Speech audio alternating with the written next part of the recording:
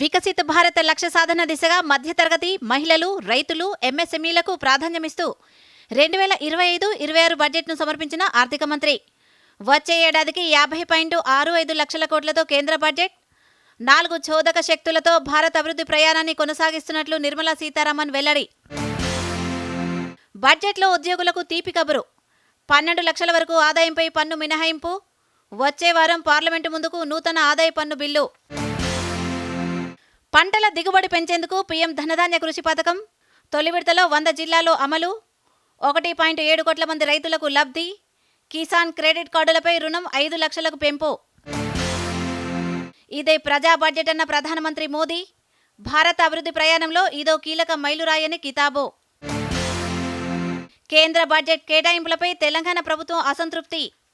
రాష్ట్రాల ఆదాయ వాటా తగ్గించేలా వ్యవహరించిందని భట్టి విక్రమార్క మండిపాటు. కేటాయింపులు సాధించడంలో కాంగ్రెస్ ప్రభుత్వం విఫలమైందన్న బీఆర్ఎస్.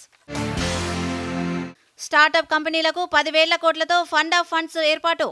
తెలంగాణకు దీంతో ఎంతో లబ్ధి చేకూరుతుందన్న కిషన్ రెడ్డి. కేంద్ర బడ్జెట్లో తెలంగాణపై సీతకన్ను వేశారన్న మంత్రి శ్రీధర్ బాబు. రాష్ట్ర వాటా మేరకు కూడా నిధులు కేటాయించలేదని విమర్శ. నేడు కేబినెట్ సబ్ కమిటీకి అందనున్న కులగణన నివేదిక. మధ్యాహ్నం నివేదిక సమర్పించనున్న ప్లానింగ్ కమిషన్. ఈ నెల 5న మధ్యాహ్నం అసెంబ్లీ ప్రత్యేక సమావేశం. సభలో కులగణన నివేదిక ప్రవేశపెట్టనున్న ప్రభుత్వం. వికారాబాద్ జిల్లా పరిగి నియోజకవర్గంలో పర్యటించిన కేటీఆర్. ఒక్క గ్రామంలోనైనా 100% రుణమాఫీ అయినట్లు నిరూపించాలన్న మాజీ మంత్రి. హైదరాబాద్ గచ్చిబౌలిలో కాల్పుల కలకలం. ప్రిజం పబ్లో అరెస్టు చేసేందుకు ప్రయత్నిస్తుండగా కాల్పులు జరిపిన గజ దొంగ బత్తుల ప్రభాకర్.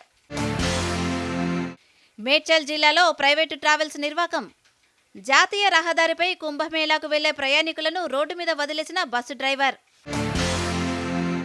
ఛత్తీస్గఢ్ బీజాపూర్ జిల్లాలోని గంగలూరు అటవీ ప్రాంతంలో భారీ ఎన్కౌంటర్. భద్రతా బలగాలు మావోయిస్టుల మధ్య ఎదురుకాల్పులు. 8 మంది మావోయిస్టులు మృతి.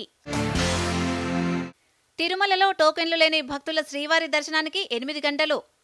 స్వామివారి సర్వదర్శనానికి 6 కంపార్ట్మెంట్లలో వేచి ఉన్న భక్తులు. ఢిల్లీలోని ముస్తఫాబాద్ నియోజకవర్గంలో అమిత్ షా ఎన్నికల ప్రచారం. ఆపు 10 ఏళ్ల పాలనపై తీవ్ర విమర్శలు. భారత ఎన్నికల సంఘం మాజీ ప్రధాన కమిషనర్ నవీన్ చావ్లా కన్నుమూత. అనారోగ్యంతో ఢిల్లీలోని అపోలో ఆసుపత్రిలో చికిత్స పొందుతూ మృతి.